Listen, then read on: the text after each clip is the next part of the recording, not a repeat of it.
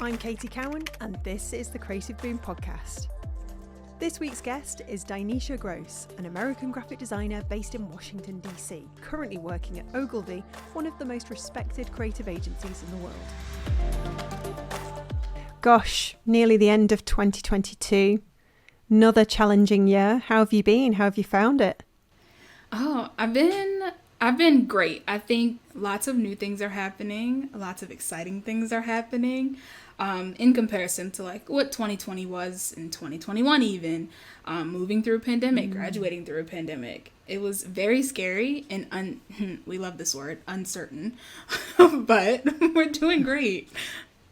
Uncertain probably is the word of 2020, and 2021 was probably, from my point of view, hopeful. Yeah. And then if that's the case, what does the word that encompasses everything that's happened so far this year, what would you say? I don't have a word, but I do have a quote. Ooh, nice. Be afraid and do it anyway. 1,000%. I have no idea what word that would be. Yeah, but it's like that moment of pessimism that I usually embody before doing absolutely anything. And then the optimism that comes with it when it's going right, it's like, oh, okay, I'm kind of good at this. I love that.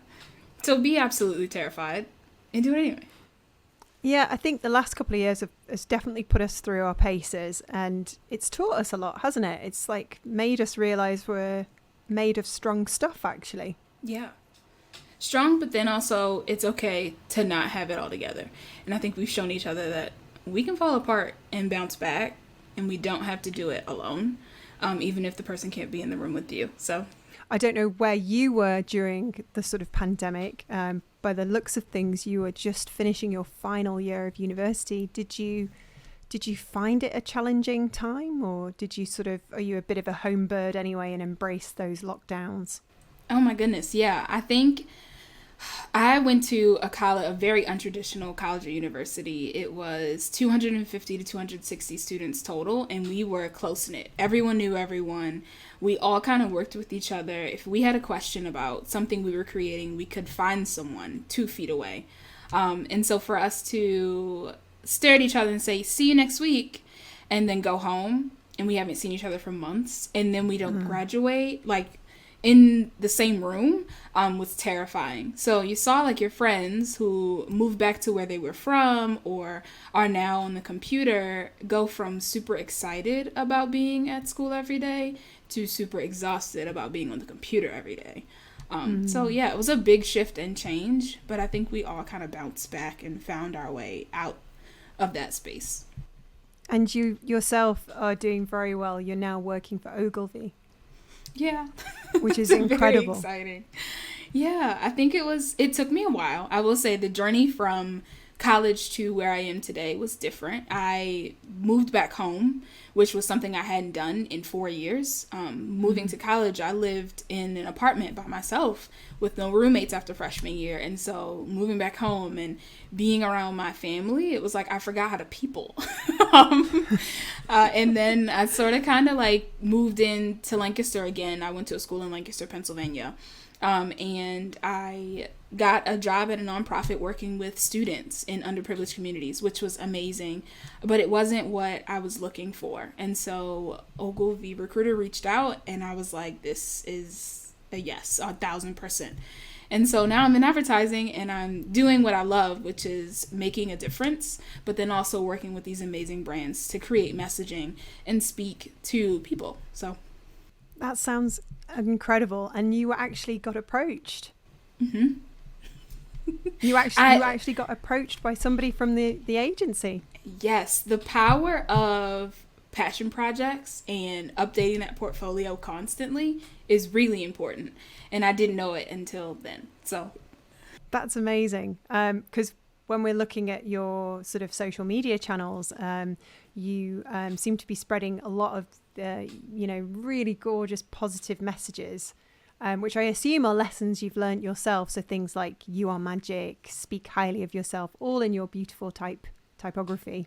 And that is what got your attention. That's what got the attention. Yeah, it was sort of a therapy for me getting out of getting into the pandemic and being alone most of the time.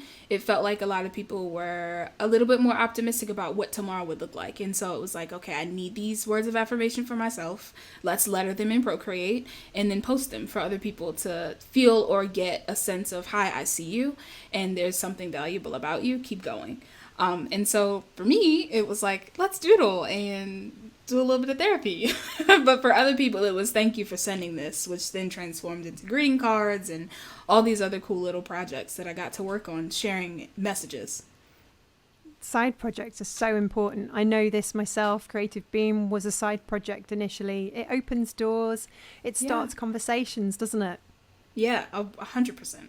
It's a good, like, icebreaker, too. It's like, what do you do for a living? You tell them what you do for a living, and they're like, well, what do you do for fun? I make cards. And they're like, what? So. And so you are magic, which is going back to your Instagram. Is that something you have to remind yourself of a lot of the time? All the time. So I have these huge mirrors in my bathroom, and I just recently started writing affirmations for myself on them. Just telling myself you are beautiful, you are magic, just reminding myself that when I look in the mirror, these are things that I should be remembering. And speak highly of yourself. That's so lovely. We forget to do it. We really do. 1,000%. When you're in a room, it's easy for you to talk about other people, but as soon as people ask you to write about yourself, it's like, I don't know. So speaking highly of yourself is really important, even if you have to practice alone in a room. Absolutely. Practicing is key, and getting your pitch right, so that next time somebody asks you what you do, you can say something a bit more interesting rather than just saying, oh, I'm a designer, or I'm an illustrator, or, I run a platform for creatives. You can say something, a little bit more that reveals your personality or what you're passionate about, and be proud of it as well. I mean, is this a kind of British thing? Where we just feel a little bit embarrassed about talking about our accomplishments. I always get the impression that in America, you Americans are brought up to be way more kind of confident and comfortable talking about your achievements. I really think it depends on the person and how you were brought up. Because confidence for me was hard. It was like very hard for me to talk about anything I accomplished. I didn't want to tell any family members that I did something great. I wasn't like in the business of telling people, hi, I won this award. It was like me downplaying, and I still do it. And my coworkers sometimes will be like, why are you downplaying how great you are? And it's like, ugh. So I still struggle with that. I think there are lots of people out there that are super confident and like, oh, good for you. But like, meanwhile, I'm a pile of poo-poo. So it's like, it's day by day. Yeah, I mean, we are prone to putting ourselves down, and I'm not sure where it comes from. It's the voices that we might pick up on subconsciously, whether it's somebody, maybe like a teacher that said we couldn't do art, or maybe like maybe even someone in the family saying that art wasn't a serious subject, or maybe even a friend saying you weren't good enough. And it's you don't really know where the voice comes from, but it is there, and it's just reminding yourself that isn't something that has power over you. Yeah, I think oh my goodness, it was like the evolution of social media, where you were watching other people's lives to compare yours to theirs, but then also the little experiences of like words that you needed from someone that weren't the words that you actually got. So yeah, I mean, a lot of the times the stigma is creatives don't make money. I'm very much not hungry.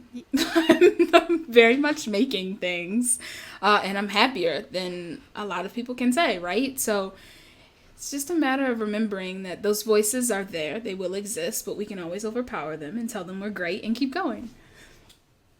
Exactly. I love this. This is great. I'm going to come away from this full of joy and bounding around the house, feeling better about myself.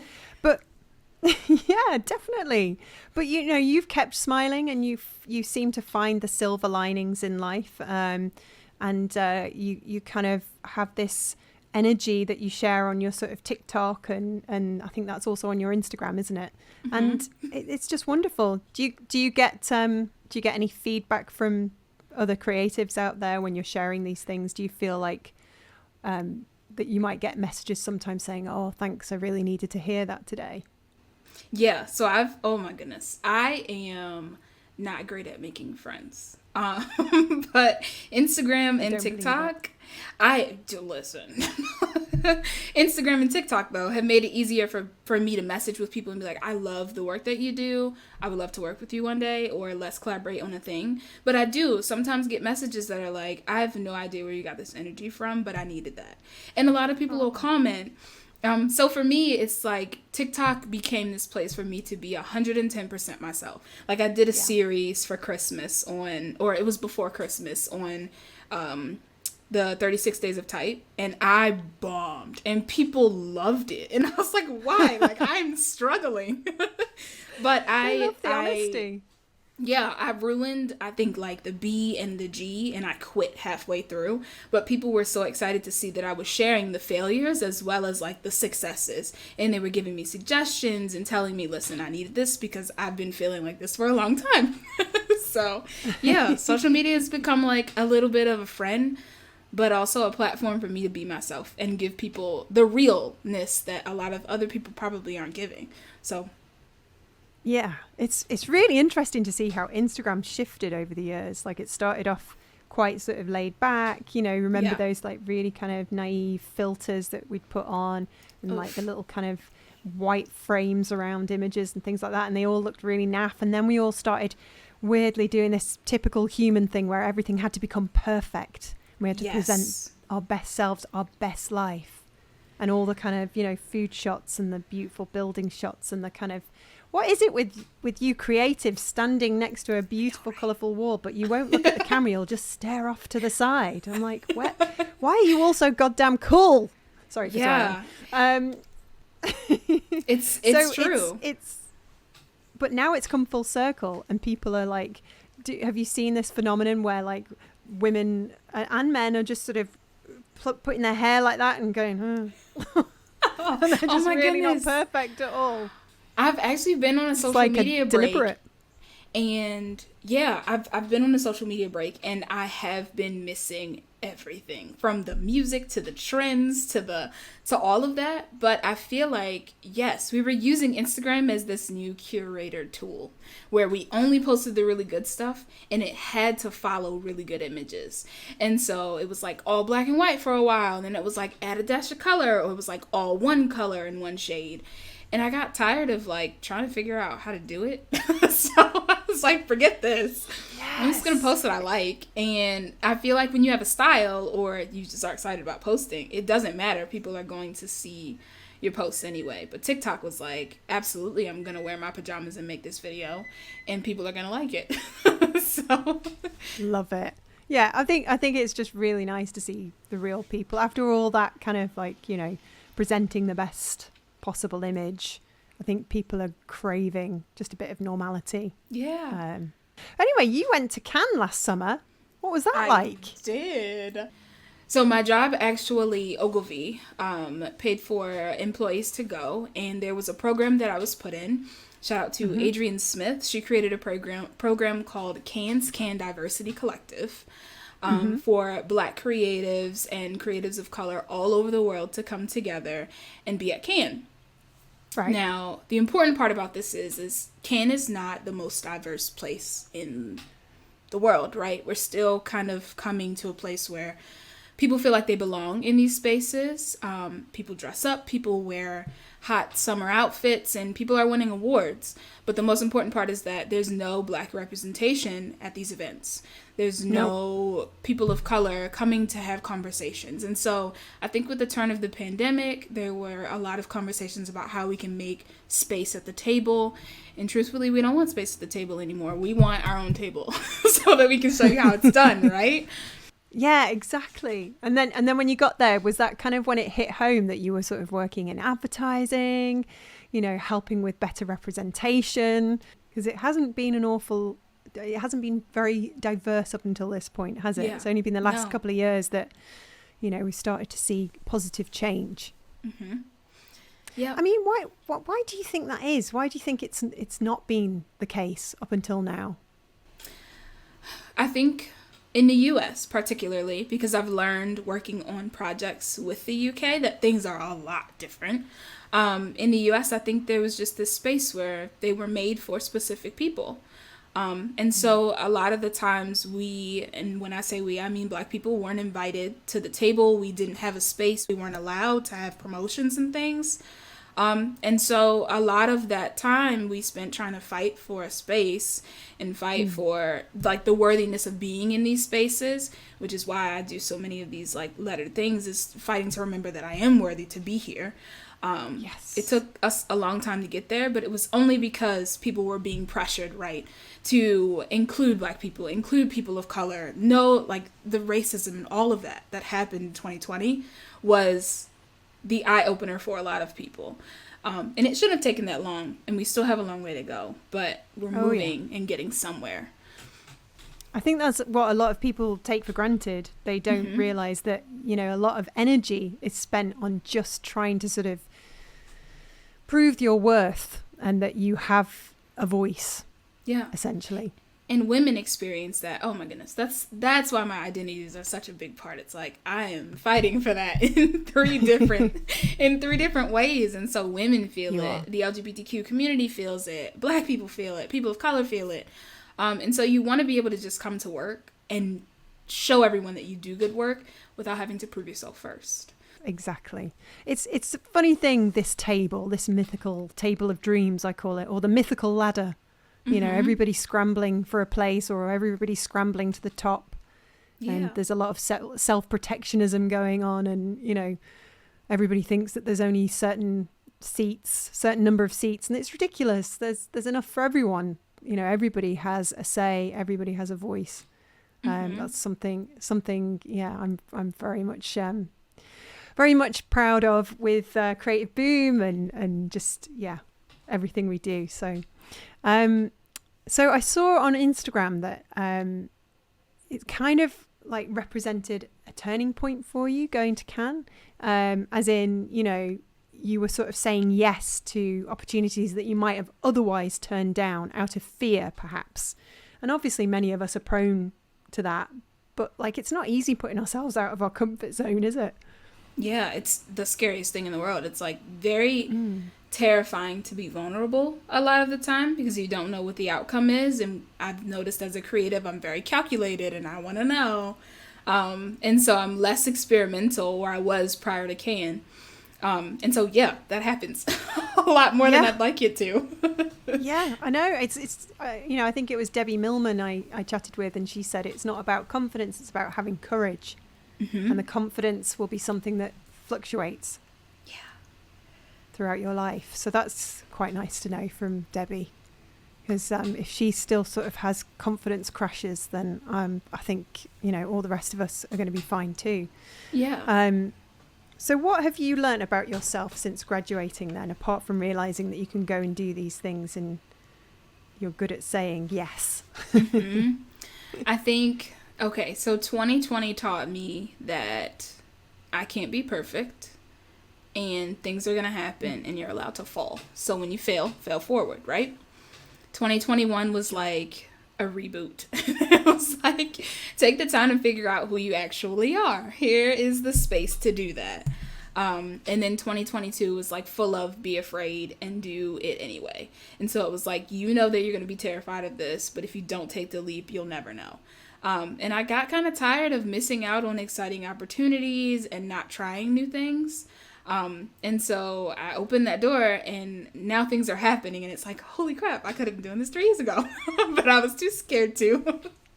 So I know it's frustrating, isn't it, when you realize the time you might have wasted, but you know, you're here, you're doing it, you know, you're just at the start of your career, so much ahead of you. I've learned since college that number one, I'm good at what I do. Number two, I'm worthy enough to be where I am, and 3, I'm allowed to fail and ruin it. Oh, yes. And then start over. You know, going back to your side venture, which I was thinking, why is she talking about green cards? Yeah, but it's called 1137, where you basically sell greeting cards with the aim to spread joy, which is fantastic. Yeah. How do you find running that business as well as working full time? Yeah, the joke. The running joke, right, as a creative is that you work a 9 to 6 and then from 7 to whenever you go to bed is when you run your side business. But I feel It's like true. I feel like working as a creative, I get little ideas all day. And I'm a big Post-it note girl. And so all day long, I'll have like Post-it notes across my desk, across the wall that have like these little ideas from something someone said that kind of spark or end up being cards or stickers.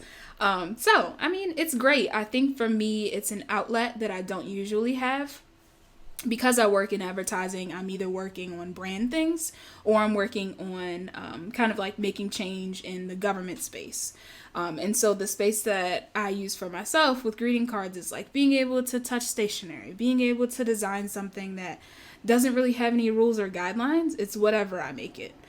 So it's the freedom that you don't usually have, right, in a very disciplined space. So with social media, everything that's happened this year, Instagram seems to be sort of dying a death. Do you think it's the beginning of the end for these platforms, or do you still think there's something to get out of them? I think, that's a really good question. Sorry, I like make sound effects all the time. People laugh at me. I know, like I love it. I think Instagram is one of those ones that you, as a creative, are always concerned about how many people you're going to reach.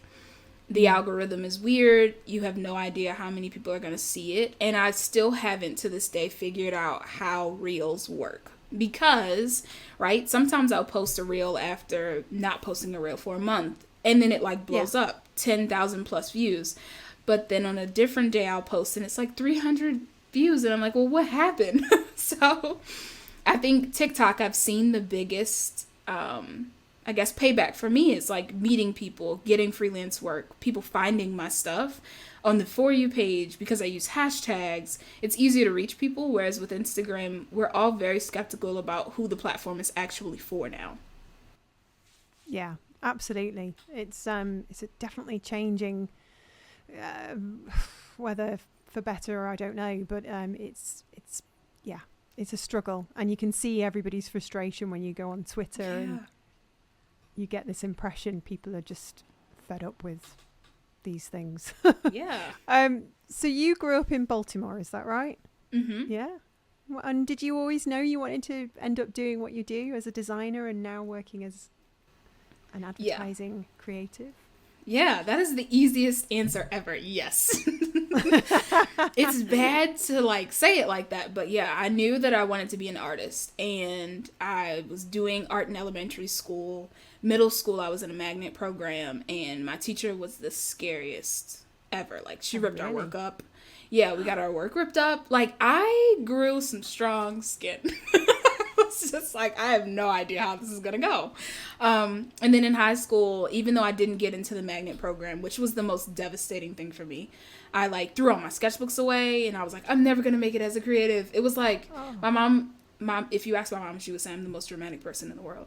But I like took high school and made it what it was. And I remember one semester they didn't put art on my schedule. And I went into the guidance counselor's office and I cried. I wept.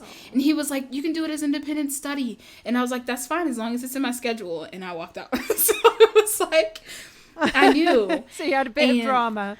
Yeah, but you know how everyone has that skepticism about whether or not creatives can make money or make a living. It was during a time that my mom was like, listen, if you go to school, I want you to go for something that you'll be able to make money and survive when you come out. And then I found graphic design, and I was like, okay, I also kind of want to like work on posters for bands in the music industry, and I love like vinyl and I collect. And so I was like, maybe I could do that. And so we went to a school and visited, and I was like, that's what I want to do. And so I knew, and that's the path I've kind of taken. I love it. Your mum sounds great. Yeah, she's amazing. She is like a tuned down version of me. So she sees herself in you quite a lot then, and knows how to sort of just gently nudge you in the right direction. Yeah, literally. Facebook thinks that I'm her, and so it like tags her name to my face. Oh, I know you're really close. Do you go back and see her quite a lot? Yeah, of course. Oh. So yeah, well, you grew up quite close to where you are now. It's not far away in terms of American sort of terms. Yeah. Because, you know, in the UK, gosh, people freak out here if you go and live in London and it's, 2 hours on the train from where I am and it's in the middle of the country. But in America, that's like nothing to you guys, is it? You're just like, yeah. Yeah, whatever. It's like you can hop over to New York from here, 3-hour train ride. Yeah. Wow. That's we like fantastic. commuting, I've noticed. Yeah. Well, are you actually going into the office at Ogilvy? Yeah, we go in 2 days a week. And so I commute on the little metro. I get really excited about those things. I like the metro. I like to people watch and try and like figure out who people are and what they do for a living. So it's kind of nice. Yeah. Every city's different, isn't it? Every city's got a sort of personality. What's DC like? Is it a friendly city? People really like it here. It's like very diverse in culture, in food, in experience, but then also people are really nice. And I think it's safe to say that like every workplace I've worked in DC, I've worked in 2 different ones. Everyone was super kind. They want to be your friend, but they're also your coworker. And so I like it in comparison to like New York, where you might be a little bit more reserved. But I've met people in New York who are also really nice. So yeah, DC is very friendly. So. Yes, and probably less harsh than New York, even though I agree. I've found New York to be very friendly too, so that's great.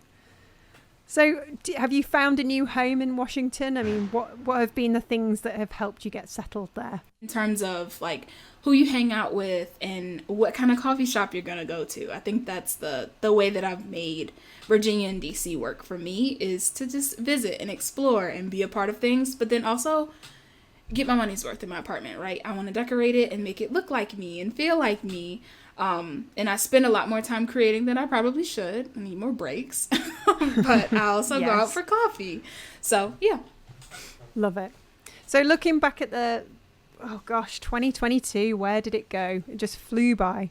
What do you think, have you sort of, I don't know, what has been the theme? Because I always find that when I get to the end of every year, it's quite natural, isn't it, to just reflect and, gosh, where am I up to? Because you've had a great year.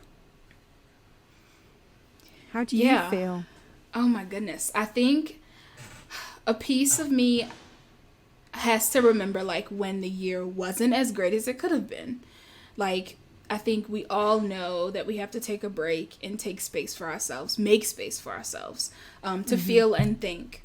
But then also we have to acknowledge the accomplishments and we have to acknowledge the things that we've been able to do. Whether or not you failed at them is how you take those moments.